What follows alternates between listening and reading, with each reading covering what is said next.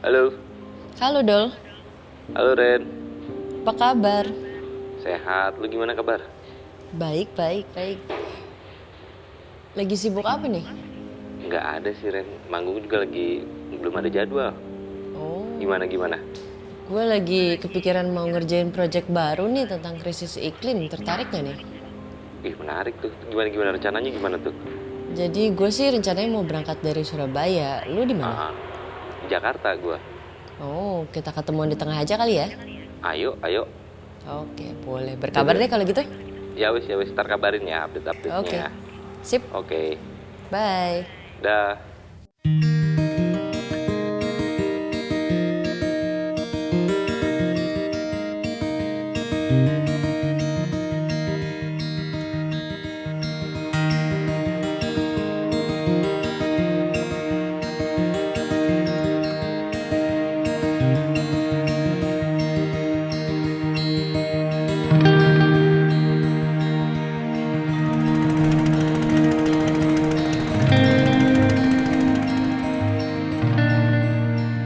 Perkenalkan, gue Doli Rahab. Orang mengenal gue sebagai pemusik, tapi gue juga punya passion di fotografi.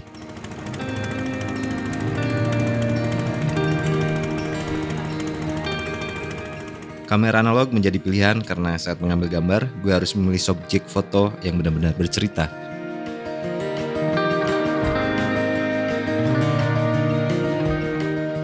Ajakan Airin tadi membuat gue tertantang untuk memulai sebuah penyusuran. Kami berpencar untuk melihat bagaimana dampak krisis iklim yang terjadi di kawasan pesisir pantai utara Pulau Jawa. Dan gue akan memulainya dari kawasan barat, yakni kota Jakarta.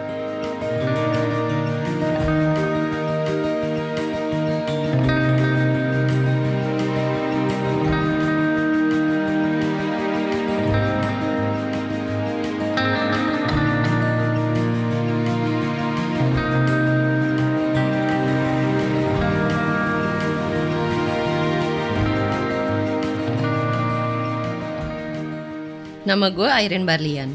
Gue seorang fotografer dokumenter yang tinggal di Jakarta. Jika Doli memulai penyusuran dari barat Pulau Jawa, maka gue akan memulai cerita ini dari kawasan timur. Dan Gresik menjadi kota pertama yang akan gue jelajahi.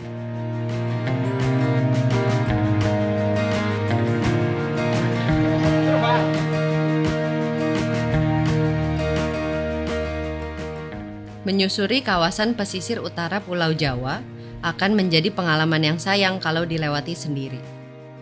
Maka gue dan Doli memutuskan untuk mengajak teman berbeda di setiap kota yang akan kami singgahi.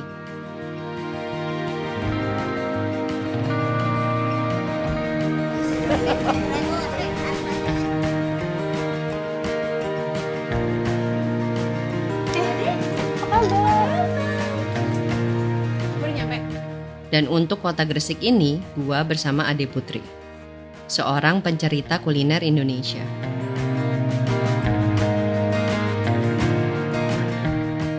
Kami berdua akan menjelajahi kawasan tambak yang menjadi andalan kota ini.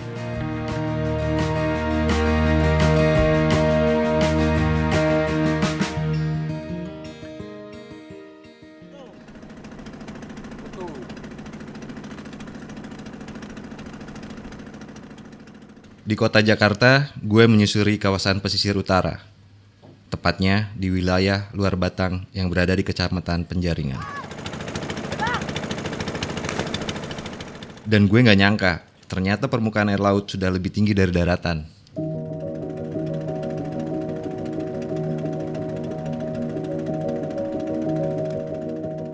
Tanggul inilah yang kemudian menjadi batas pemisah antara laut dengan pemukiman, sekaligus penyelamat warga dari luapan air.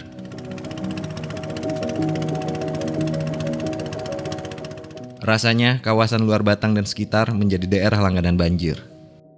Terlebih saat terjadinya gelombang pasang air laut setiap bulan, dengan ketinggian yang bisa melebihi tanggul.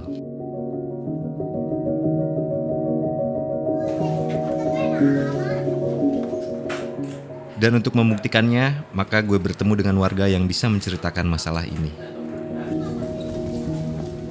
Siang Bu, halo, saya Doli Bu, lagi lewat-lewat sini. dengan Bu RT-nya? Iya, saya RT-nya. Oke.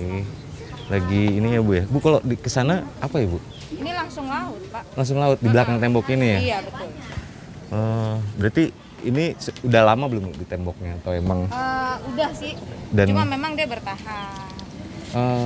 Jadi dulu tidak setinggi ini. Tidak setinggi ini. Berapa kali dinaikin? 3 kali ya. Dan itu emang airnya meluap atau emang dari bawah sih Bu sampai ke warga? Ya kalau nggak ditinggiin tanggulnya pastinya airnya meluap dari atas. Ya. Dan Kalau untuk sekarang hanya rembes aja sih dari. rembes dalam kurun waktu 1 minggu ini ada nggak rembesan Bu dari banjir rob Ada. atau dari? Pasti ada. Pasti ada. Setiap rob pasti ada. Dan itu terjadinya setiap bulan atau Pasti berapa dalam bulan sebulan sekali? itu biasa 1 minggu. 1 minggu tuh ada tuh? Pasti. 1 minggu full 1 itu? minggu full berturut-turut. Pantesan tadi saya lihat di bawah banyak yang masih ada genangan. Iya. Itu untuk ngeluarinnya gimana Bu?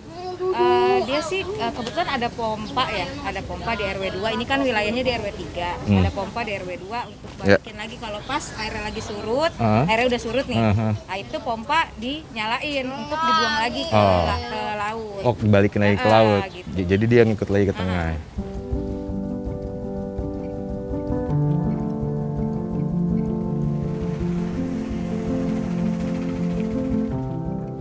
Dari apa yang terlihat di depan mata, maka timbul pertanyaan.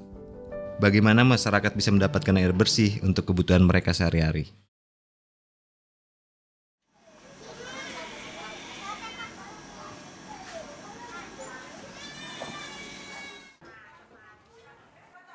Ternyata, warga luar Batang dan kebanyakan penduduk yang tinggal di utara Jakarta harus membeli air bersih.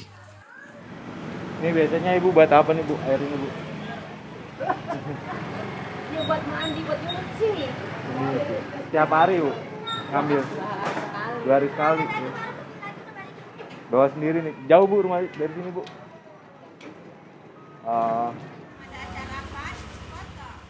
Dalam sehari, rata-rata satu keluarga memerlukan 12 jerigen air. Jumlah itu setara dengan uang Rp20.000. Kalau dikalikan 1 bulan, maka setiap keluarga harus mengeluarkan biaya minimal Rp600.000.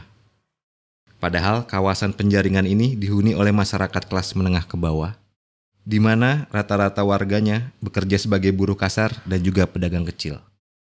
Maka uang itu menjadi jumlah yang besar hanya untuk mendapatkan air bersih di ibu kota.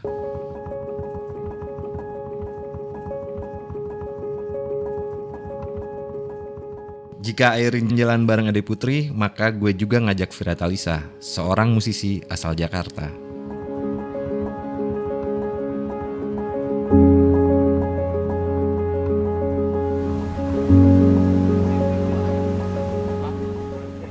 Setelah bertemu, kami menyusuri kawasan Pelabuhan Muara Baru untuk melihat gimana kondisi di kawasan industri.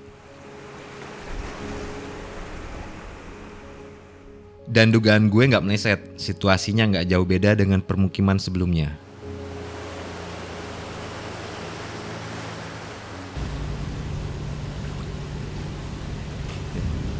Kita kira perjalanan sudah selesai, ternyata di sini tantangannya. Apaan tuh? Batu? Batu. Cupang? Cupang. Mati sih cupang di sini. Sapu-sapu. Di sini kami bertemu dengan Pak Franky, seorang pekerja yang sudah mencari nafkah di pelabuhan selama puluhan tahun.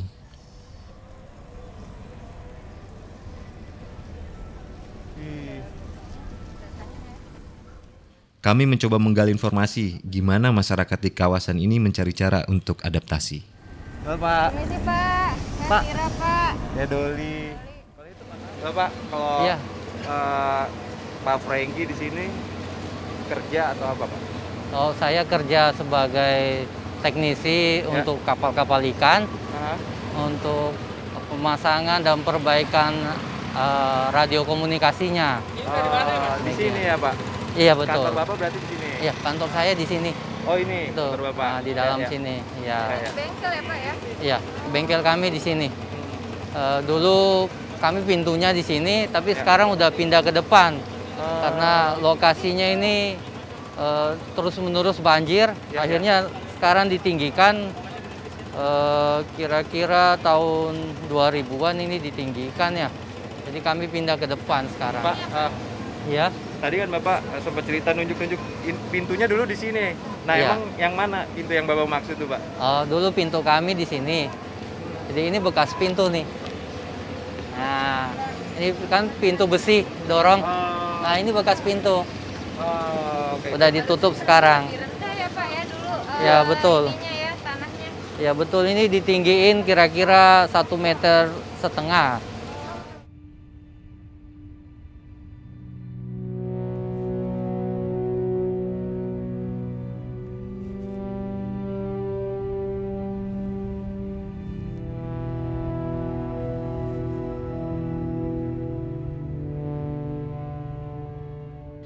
Masalah banjir di kawasan pesisir utara Jakarta bukan perkara baru. Beberapa wilayah yang tadinya daratan kini sudah berubah menjadi bagian dari laut.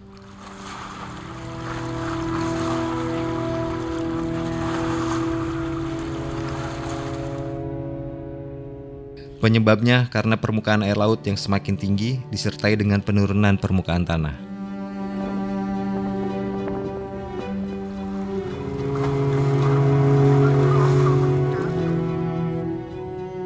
Bahkan Lembaga Ilmu Pengetahuan Indonesia mencatat, setiap tahunnya permukaan tanah di pesisir Jakarta turun sekitar 2,5 cm.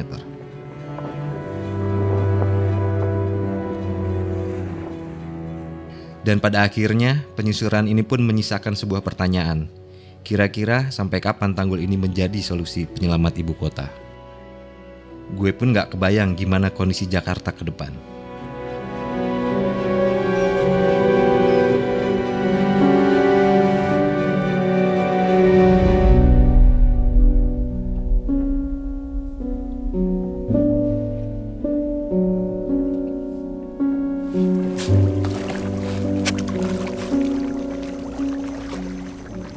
Kawasan tambak ini berada di Pulau Mengare. Pulau yang kini sudah menyatu dengan daratan Jawa akibat pengendapan lumpur Sungai Bengawan Solo sejak abad ke-19.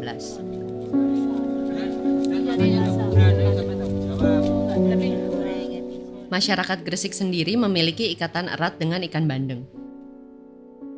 Bahkan cerita kedekatannya sudah sejak zaman periode Sunan Giri yang merupakan salah satu anggota Wali Songo di pertengahan abad ke-15.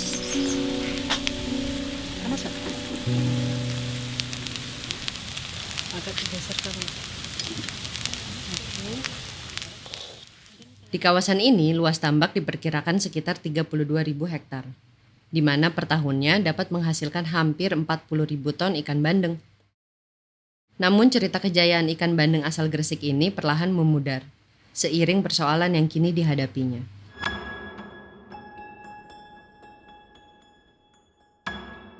Pelan-pelan, luas tambak bandeng ini berkurang. Dan ternyata, hilangnya tambak bandeng milik warga lantaran tanggul penahan yang hancur terhempas ombak air laut. Hal itu seiring meningkatnya permukaan air laut yang mengakibatkan abrasi.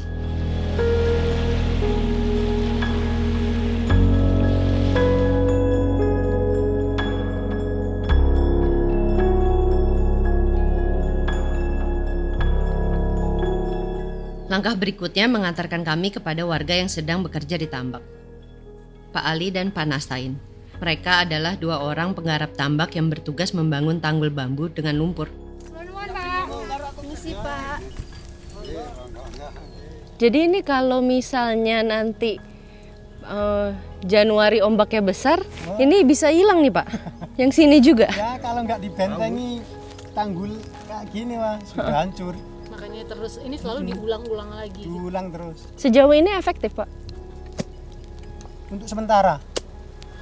Untuk sementara aja. Berapa lama itu? Ya cuma paling lama loh. Setengah tahun. Wah. Parah di sini Parah, ombaknya. parah sih, parah banget. Kalau sampai kehilangan ini Puluhan dalam waktu hektar 5 yang, bulan. Iya. yang hilang tambak di sini Pak. Sebelumnya berarti tambaknya sampai Jauh Pak. Tengah sana.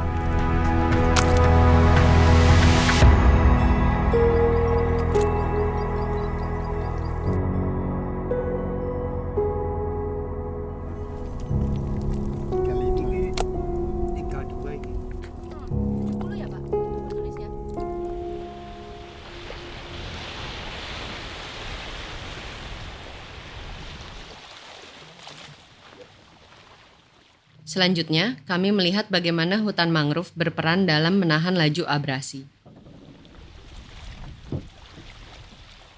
Kami pergi bersama seorang warga bernama Gatot Winarko.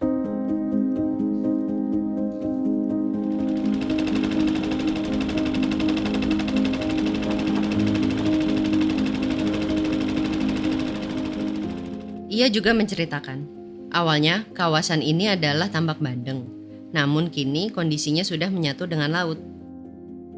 Posisi kita, perahu kita ini sebenarnya dulu tambak nih. Sampai sejauh 400 meter ke arah lautan itu tambak. Jadi sudah betul-betul hilang kena abrasi. Hari ini yang bisa kita lihat bukti bahwa benar-benar abrasi itu terjadi. Kita bisa lihat dari sebelah depan nih. Tahun 2016 kemarin, mangrove itu posisinya masih di depan kita, kira-kira 10 meter dari posisi kita ini. Tanah sama tumbuhan mangrove masih ada di sini. Tahun 2016. Ini sudah mundur kira-kira 20-25 meter ke belakang. Jadi hampir tiap tahun tanah yang ada di sini ini mundur 10-11 meter. Tiap tahun. Hantaman ombak ketemu arus dari Selat Madura. Itu yang membuat air di bawah kita nih itu macam gerakan bego itu. Seperti dibego begitu, diambil gitu. Jadi airnya berpusar nih di dalam.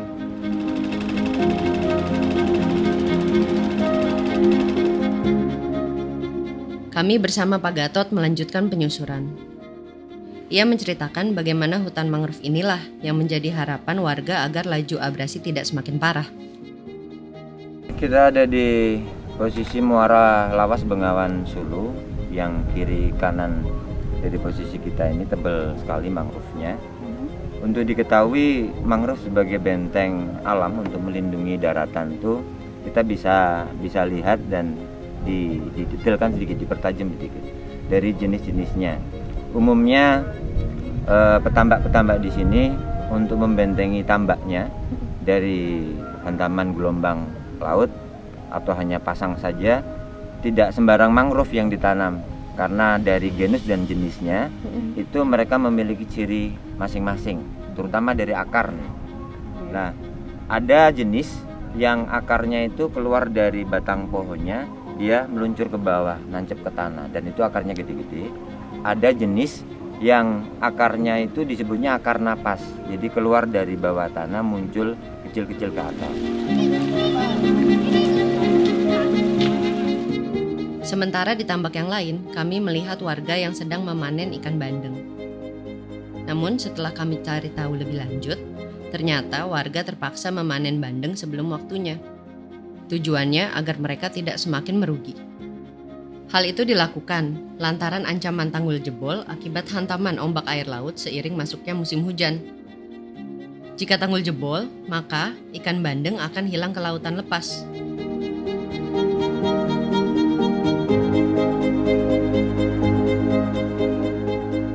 Fenomena abrasi di pesisir Gresik mengancam tambak bandeng yang menjadi mata pencaharian warga. Namun ancaman itu bukan semata menghilangkan penghasilan mereka. Abrasi juga mengancam ikatan warga dengan bandeng sebagai identitas yang berlatar sejarah sosial yang panjang.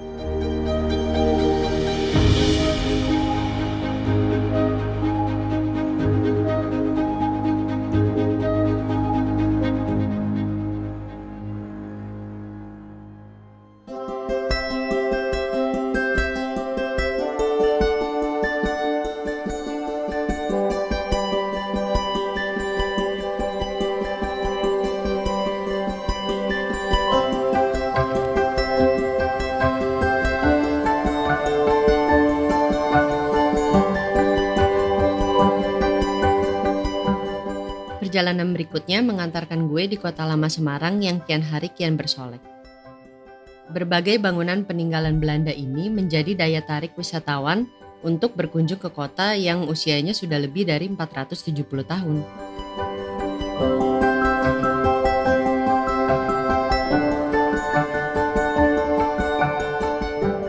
Kota lama Semarang terus berupaya keluar dari persoalan banjir yang kerap kali mengepung kawasan ini.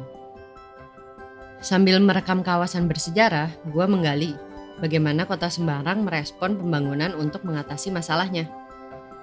Apakah yang selama ini dilakukan sudah benar-benar mengatasi persoalan yang dihadapinya?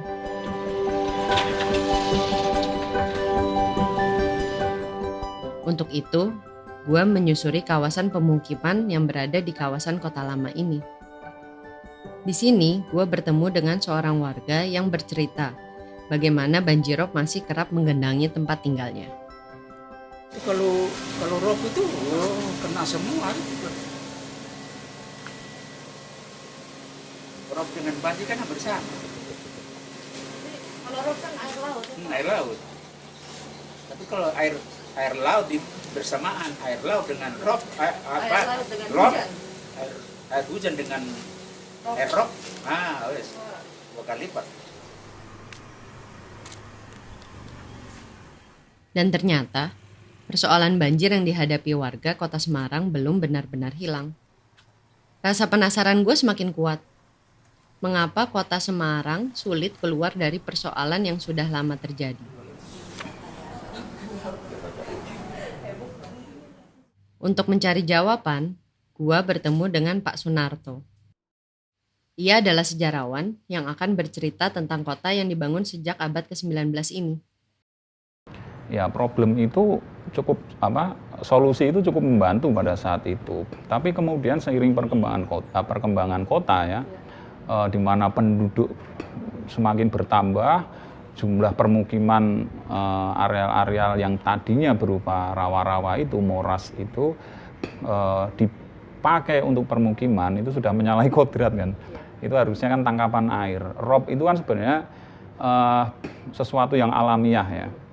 Sesuatu yang alamiah, air laut melimpas ke daratan, dan kalau tidak ada campur tangan manusia itu sudah teredam dengan sendirinya oleh tanaman-tanaman ada di garis pantai itu. Tapi karena tanaman itu dibabat, terus catch area tangkapan air di rawa-rawa itu kemudian diubah menjadi permukiman, rob ini semakin berkembang. Nah, dari tahun ke tahun tadi selain terjadi kemunduran garis pantai ya, Semarang itu juga mengalami penurunan tanah.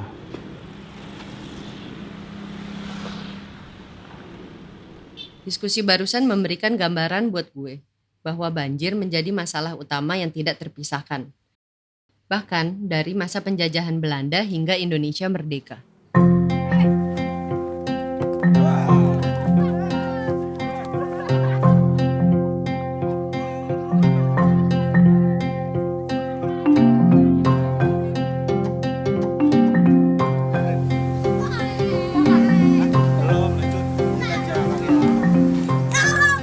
Hari berikutnya, gue bertemu dengan Depan Turas, musisi independen asal kota Bandung. Kenalan dulu baru gue.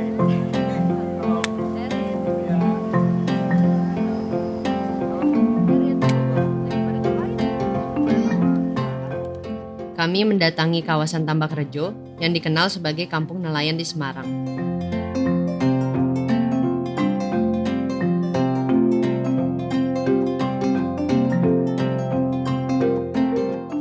Di bawah kolong jembatan, gue menceritakan penelusuran sebelumnya di kota Gresik. Bagaimana fenomena abrasi mengancam sumber kehidupan masyarakat di sana. Lewat foto gue bercerita bahwa isu perubahan iklim ini nyata adanya dan sedang terjadi di Indonesia. Krisis iklim ini sebenarnya terjadi nggak di cuma 3 kota itu, tapi di semua pesisir utara Jawa. Dari diskusi ini, gue juga mendapatkan cerita warga bahwa abrasi yang terjadi di Gresik juga terjadi di Tambak Rejo. Usai berbagi cerita dengan warga, kini giliran Depan Turas untuk tampil di depan masyarakat Pantura.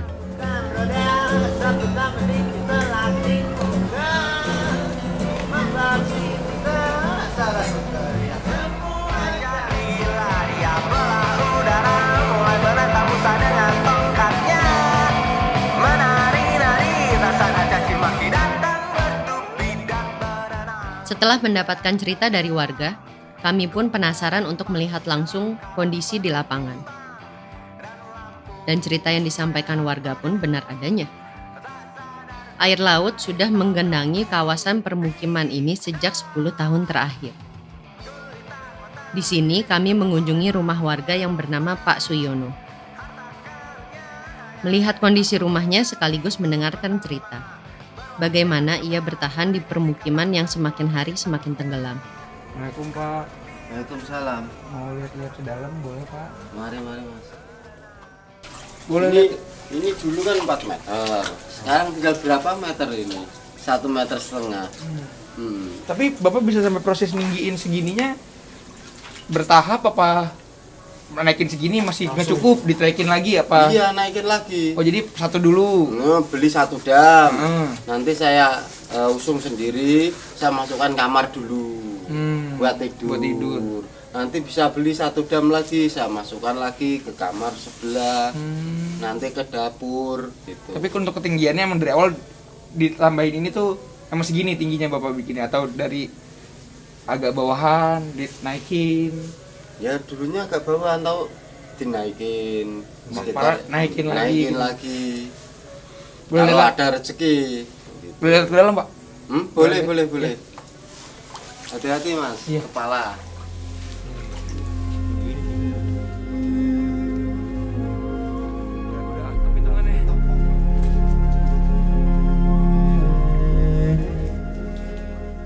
Dan ternyata untuk tetap bisa bertahan di permukiman ini, Pak Suyono harus meninggikan lantai rumahnya. Setidaknya sudah 3 kali ia melakukannya selama 10 tahun terakhir. Berat baginya untuk meninggalkan rumah peninggalan orang tuanya ini, mengingat di lokasi inilah ia lahir, tumbuh besar, dan mencari nafkah untuk istri dan 2 anaknya.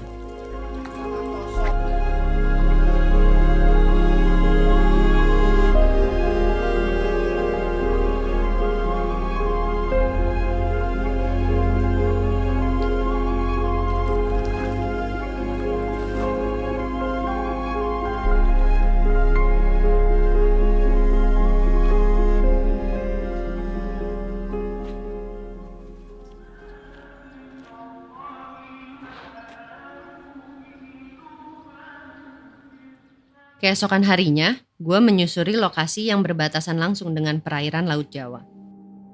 Tapi sayangnya depan Turas nggak bisa ikut, karena harus kembali ke kota Bandung.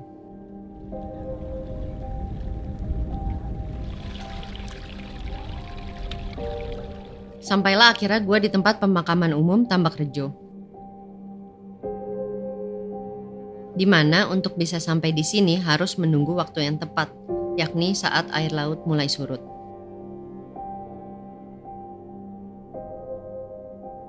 Gak kebayang, gimana kalau ada warga yang ingin mengunjungi keluarga yang dimakamkan di sini.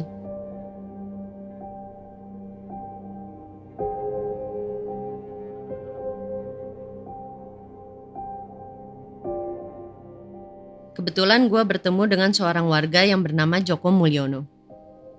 Ia pun bercerita tentang anggota keluarganya yang dimakamkan di lokasi ini. Ini kuburannya siapa Pak? Kuburannya nenek saya waktu dari awal namanya Ibu Suneki di sini, dimakam sama saudara di sini ini. Ya. Nah, yang namanya Ibu Sri nenek saya yang satu lagi itu di situ. Yang satu dari bapak, satu dari ibu. Ya, yang satu dari bapak ini, yang dari bapak, yang itu dari ibu. Yang dari bapak sudah dipindah karena sudah tenggelam sudah pada begini, namanya anaknya pada kasihan sama orang tuanya, diambil kerangkanya terus dibawa pindah ke desa daerah Karangroto. Nah, yang satu belum, masih ada di situ rasanya itu. Kalau masih bisa dilihat nanti tak lihat tulisannya juga masih ada. Niatnya mau dipindah Pak? Ya kalau memang anaknya tasnya mampu, tasnya bisa dipindah. Kalau namanya sudah begini ya memang terus serang. Tidak ada kemampuan ya sudah diikhlaskan aja di sini.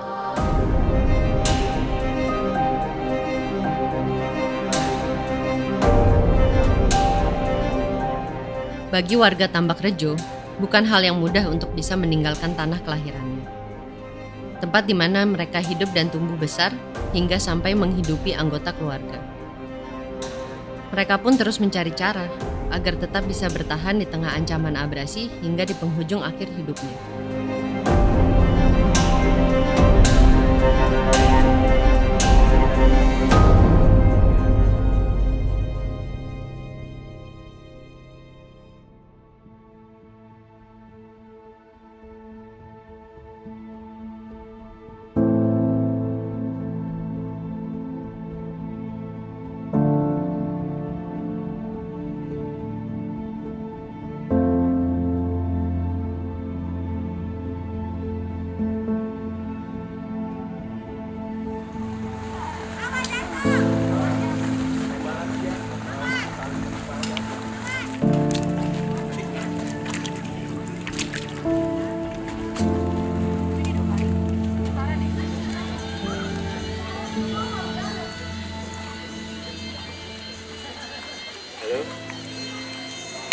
Halo, Kil. Udah di mana?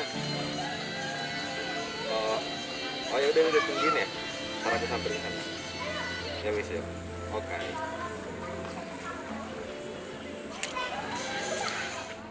Penyusuran gue berikutnya adalah wilayah Kampung Beting, Muara Gembong, yang berada di Kabupaten Bekasi, Jawa Barat. Di sini gue bersama Asteriska, atau yang biasa disapa Icil. Oke. Ayo. Serunya, dia ini orang yang sangat spontan dalam mengekspresikan pandangan terhadap sesuatu.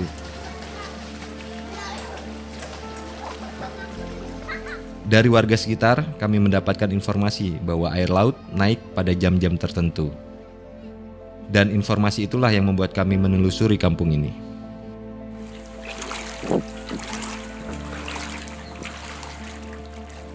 Mas Doli, Yo.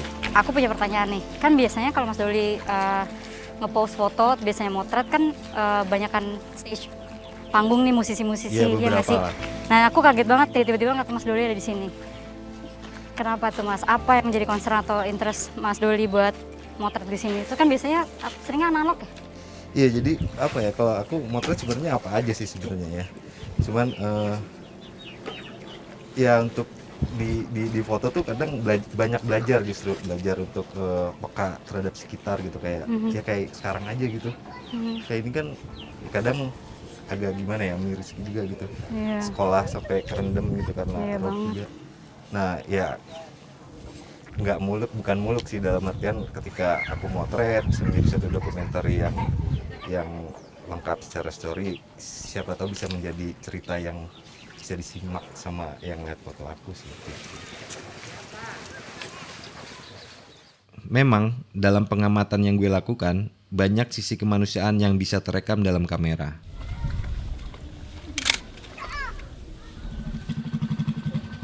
Namun di sisi lain gue penasaran, mengapa warga Kampung Beting yang mayoritas adalah nelayan tetap mau bertahan dalam kondisi seperti ini.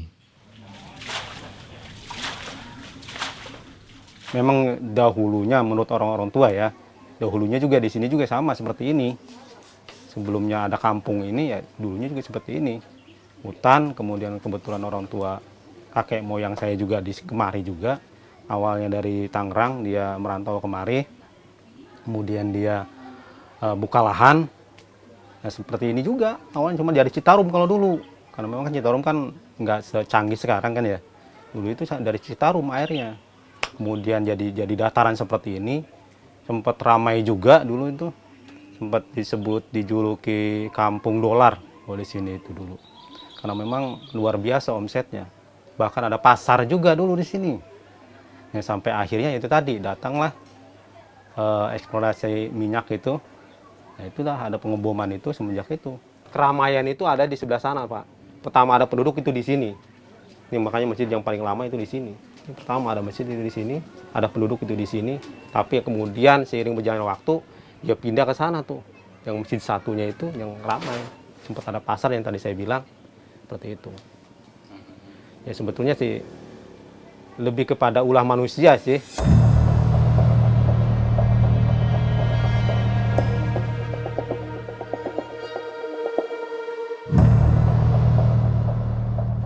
Sekitar 1,7 hektar lahan pantai di Kampung Beting sudah tergerus abrasi selama 12 tahun terakhir.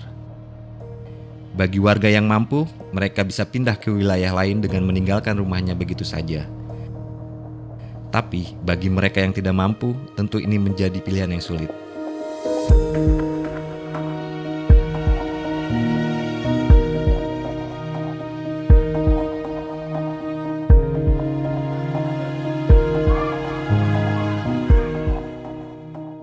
Penelusuran berikutnya kami bertemu dengan Pak Kurtubi, Sekretaris Desa Pantai Bahagia yang kebetulan sedang berada di Kampung Beting.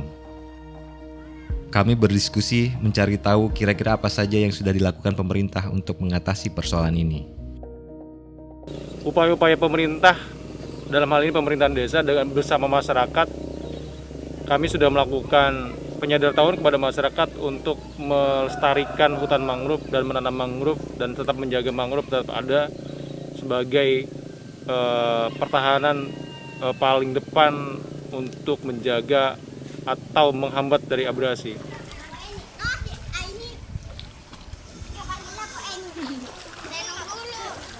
Mas Doli, ajarin aku foto analog dong. Ayo, kalau mau, tapi nanti hasil fotonya yang kamu jadiin lagi. Gimana? Jadiin lagu? Yo. Menantang nggak? Menantang nggak? Boleh, seru sih. Ya wes. Boleh. Kalau mau kita cobain aja, Cil. Yaudah. Nih tangan kiri kamu gini. Bentar. Tuh. Tuh. Oke, kamu pegang kameranya. Nanti di kanan ini ada shutternya. Itu pakai telunjuk kanan. Nah, kamu pegang. Nah, ini kamu focusing dulu nih. Berat ya, takut. 2 kilo. Kebalik. Iya, kebalik dia. Iya. Ini buat ininya. Iya, fokusingnya.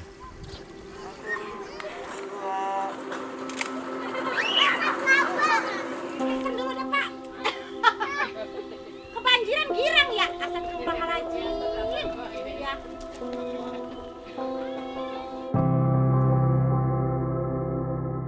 Terendam bukan berarti pasrah. Warga menanam mangrove sebagai upaya menahan laju abrasi.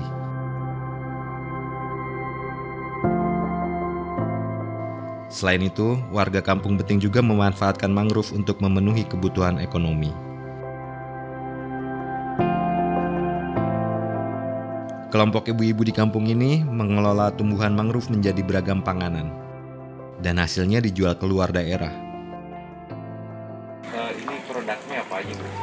Kalau produknya ini khusus dari buah mangrove. Buah mangrove iya. ya? Nah, bisa diapain aja sih buah mangrove? Kalau buah mangrove-nya sih saya ambil dari jenis Soneratia atau Pidada itu saya buat ada sirup, ada dodol, ada olahan keringnya juga, ada steak, kerupuk, keripik, dan banyak lagi ada coklat juga dari buah mangrove. Ya. Itu bisa dibilang makanan khas sini atau iya. gimana?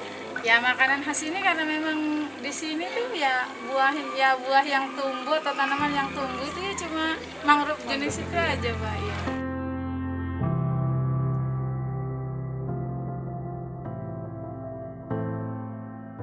Perjalanan di Muara Gembong meninggalkan kesan yang mendalam. Kampung yang dulunya ramai, dihuni lebih dari 100 kepala keluarga, namun kini tinggal setengahnya. Pelan-pelan. Kami merasa miris sekaligus takjub melihat masih ada warga yang bertahan di lokasi ini. Cil, tadi kan kamu sempat nulis-nulis tuh. Udah jadi belum lagunya? Udah sih. Nyanyi dong. Mau denger? Oke. Di balik senyum cerah yang terlihat, ada jiwa lelah yang berharap menanti belas kasih Ibu Pertiwi, memberi celah mempertahankan rumah kami. Terima kasih. Itu berarti akan dilanjutin lagi tuh lagunya? Masih bisa banget sih diperpanjangin.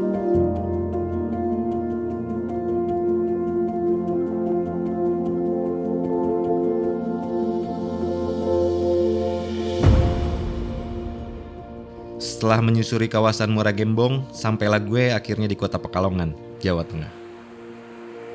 Kota di mana gue akan bertemu dengan Airin.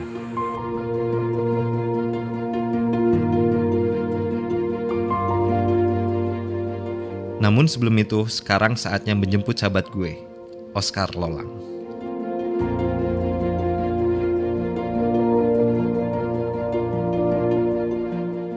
Oscar ini seorang penyanyi yang juga peduli terhadap masalah-masalah sosial. Ini terlihat dari banyak lirik lagu yang dibuatnya membahas masalah ini.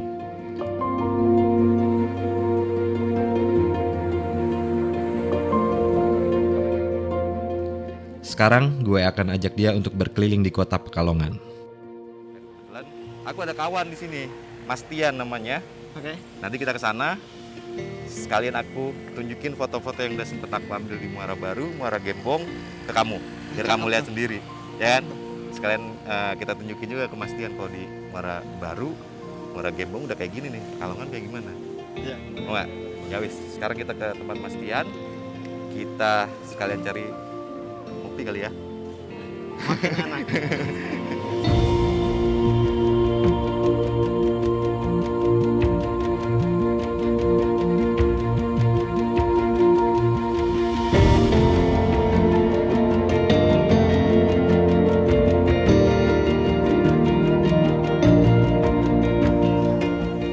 Meskipun gue sudah satu kota dengan Doli, tapi kami terlebih dahulu menyusuri daerah yang berbeda.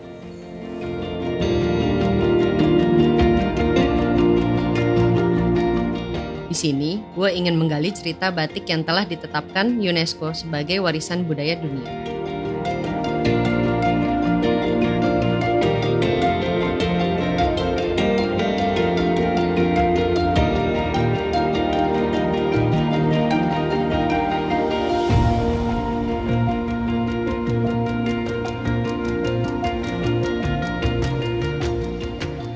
Di kota batik ini, gue bertemu dengan Citra Subiakto, seorang desainer yang fokus pada fashion berkelanjutan atau circular fashion.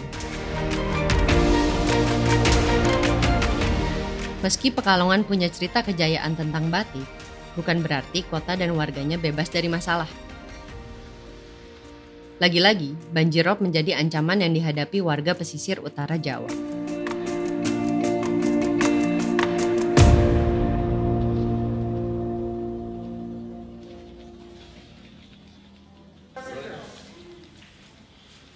Di sini kami bertemu dengan Mugi Raharjo, seorang pengusaha batik yang belakangan ini terancam banjirop.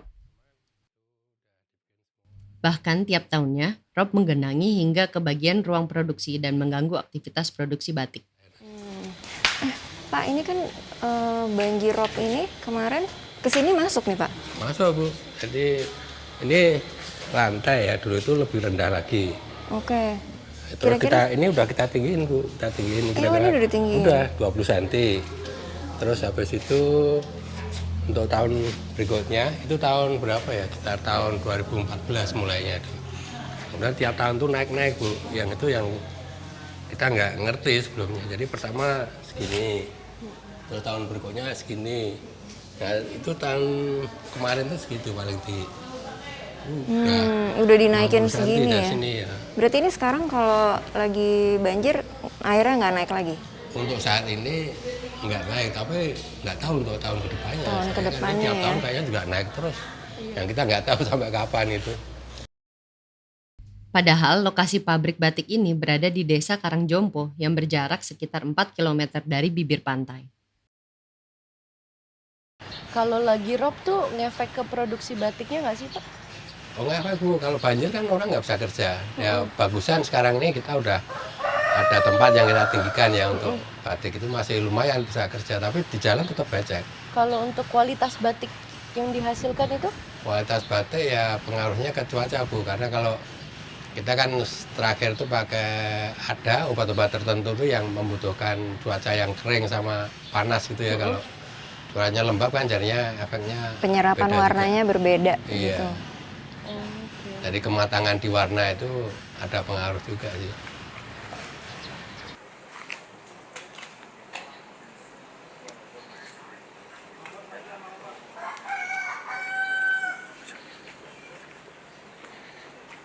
Hei, Mas Dian, Doli, Doli. Mas. Ya, masih ingat? Mantap. Lama gak ketemu nih. Iya, ada kali 2 tahun ya Mas ya. Wah. Assalamualaikum. Waalaikumsalam. Lagi santai Mas? Santai nih, santai. Aku sama kawan. Hei, Tian. Oscar. Silakan duduk. Dari mana aja? Kebetulan nih ya, lagi ada nih. Aku habis muter Mas. Capek ya? Lumayan. Ngopi dulu. Enak sih Kopi kayaknya ya, yang kopi es ya. ya. Oke, es ya. Aku kopi deh, kopi susu. Coklat ada? Ada. Saya coklat. Ada. Ya. Boleh, siap. Oke. Biar disiapin dulu. Siap, oke. Oke, Doli. Dalam rangka apa nih ke Pekalongan? Aduh, jadi apa ya? Sebenarnya nggak ada rencana yang ini juga sih. Jadi aku muter-muter tadi, janjian sama Oscar di Kalongan. Tapi sebelumnya aku itu motret-motret sekarang Mas, kegiatan salah satunya. Nah, sebelumnya aku di Muara Baru itu aku sempat motret-motret daerah Jakarta Utara. Jadi di pelabuhan sana itu aku pas lagi motret-motret menyadari, lah ini kok permukaan air laut kok di atas daratan gitu. Doli, Tadi sempet janjiin mau kasih lihat foto-foto. Iya, oh iya benar. Udah Ada. Oh, Ada beberapa foto-foto yang aku ambil udah sempet aku cetak. Oh, boleh. Iya. Belum aku edit sih, tapi kita lihat ya. Cuma ini problematika di pesisir utara kali Iya. Nah, Pulau makanya Jawa. aku janji nama Oscar Kalongan, inget Pastian gimana ya kabarnya? Sekalian dia mampir deh. Untungnya lagi santai.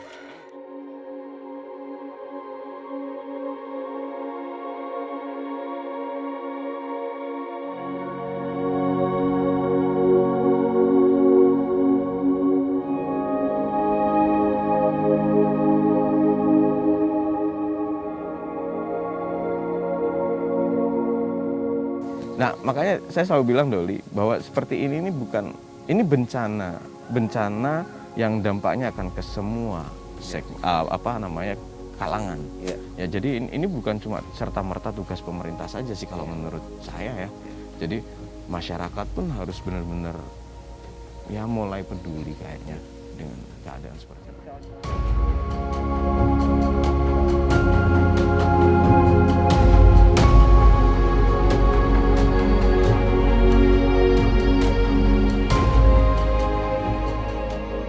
Dampak rob juga telah mengepung dan menenggelamkan rumah warga di sekitar pabrik batiknya.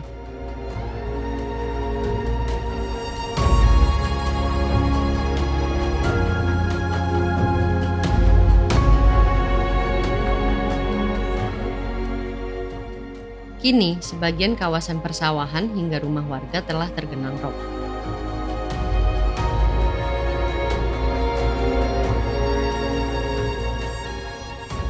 Gua menyusuri rumah warga dan melihat betapa masalah rob ini semakin serius.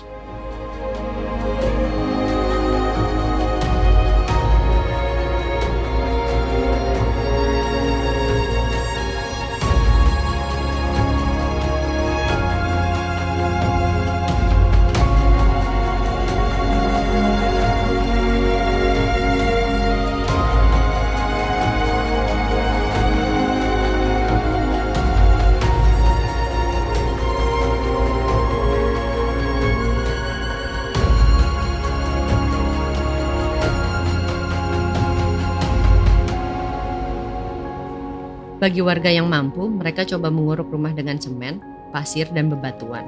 Atau bahkan seperti warga yang lain meninggalkan rumahnya begitu saja. Namun ada juga warga yang tidak memiliki pilihan. Mereka harus tetap tinggal di rumah bersama genangan air laut. Jadi udah 10 tahun ya? Ini banjir kayak gini mungkin 11 tahunan lebih. Pokoknya air masuk dari tahun 2009. Paling parah 14 sampai ke sini. Ini kamar udah nggak dipakai udah berapa tahun. Tuh dalamnya banyak barang-barang yang dia dikeluarin. Paling tinggi sini sampai sini. Nih.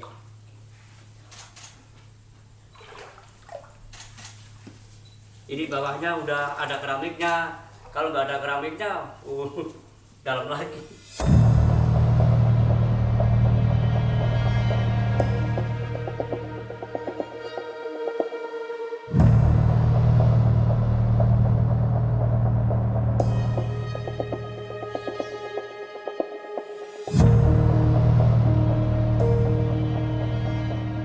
Perjalanan bersama Citra di Pekalongan menambah temuan gue tentang apa yang terjadi di pesisir utara Jawa, di mana krisis iklim berdampak pada anomali cuaca dan juga abrasi, sehingga menjadi ancaman bagi masyarakat pesisir. Dan di Pekalongan bukan hanya masyarakat yang terancam, namun juga keberlanjutan batik yang telah menjadi identitas dan budaya. Termasuk masyarakat yang menggantungkan hidupnya pada produksi batik berskala kecil.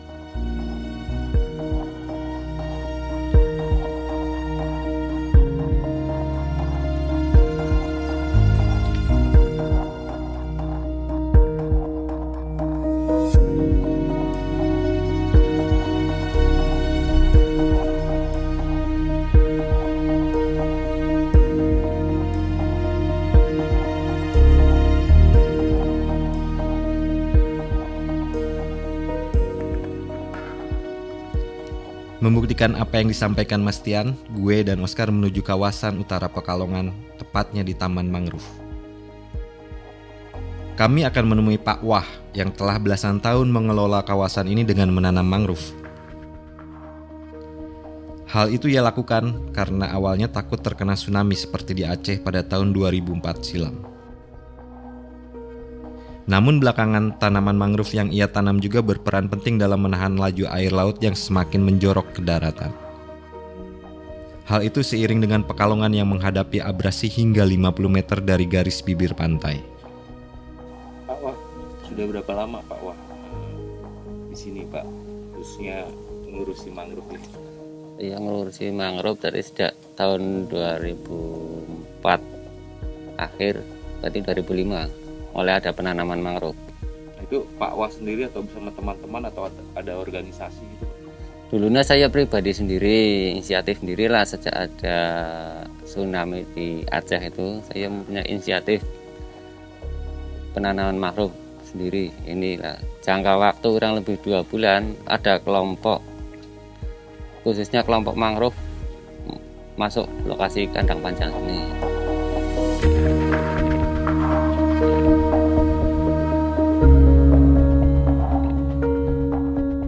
Bersama Oscar dan Pak Wah, gue menuju tempat penanaman mangrove di bagian utara.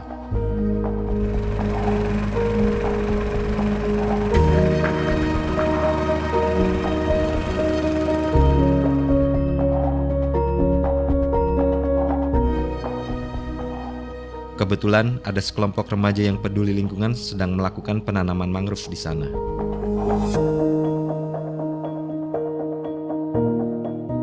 Pak Wah sengaja memberikan keleluasaan kepada para pecinta lingkungan untuk membantunya menanam mangrove.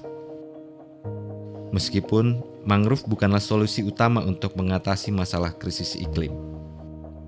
Tapi setidaknya inilah yang bisa mereka lakukan untuk menahan laju abrasi sekaligus sebagai langkah kecil dalam memperlambat pemanasan global.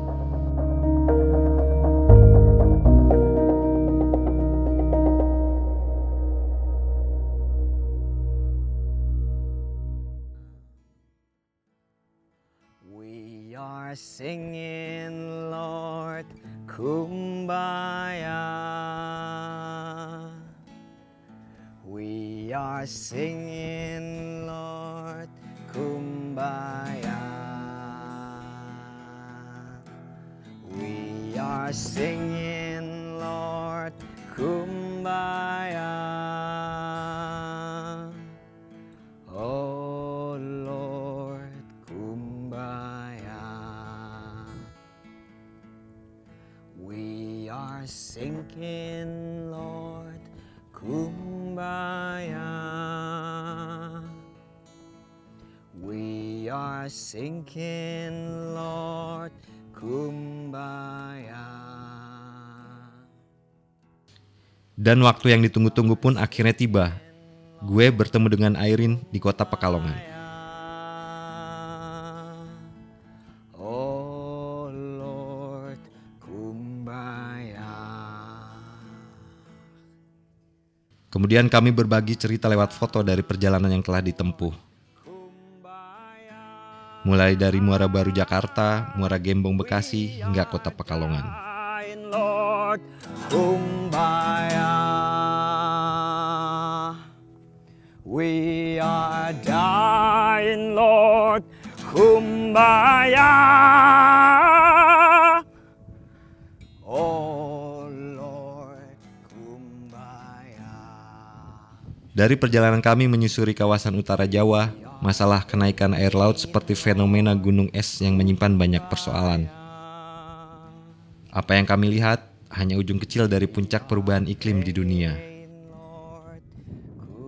Tapi yang jelas, perubahan iklim sudah mendampak bagi masyarakat. Di mana fenomena abrasi semakin hari semakin menenggelamkan kawasan pesisir. Dan Indonesia sebagai negara kepulauan sedang menghadapi ancaman serius hingga 50 tahun mendatang.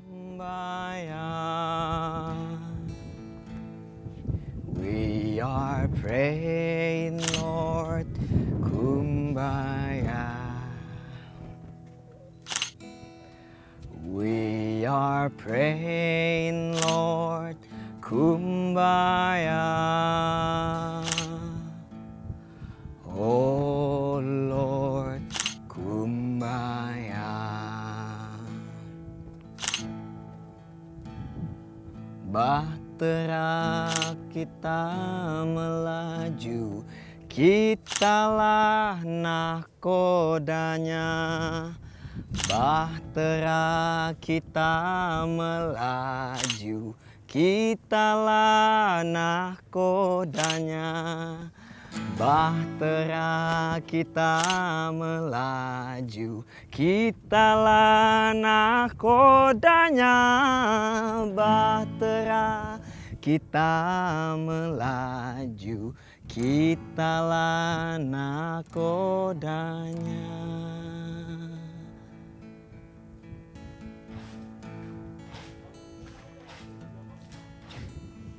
Air laut di pekarangan, dol. Lumpur menjadi menu sarapan. Bahtera kita melaju, kitalah nahkodanya.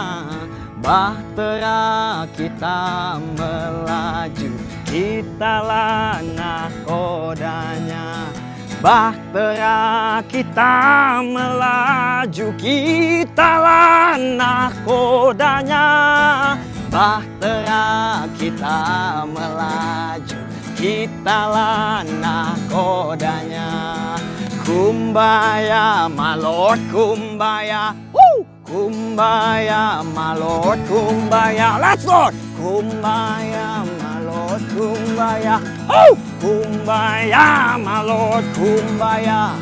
Kumbaya, my lord, kumbaya. Kumbaya, my lord, kumbaya. We are sinking, Lord, kumbaya.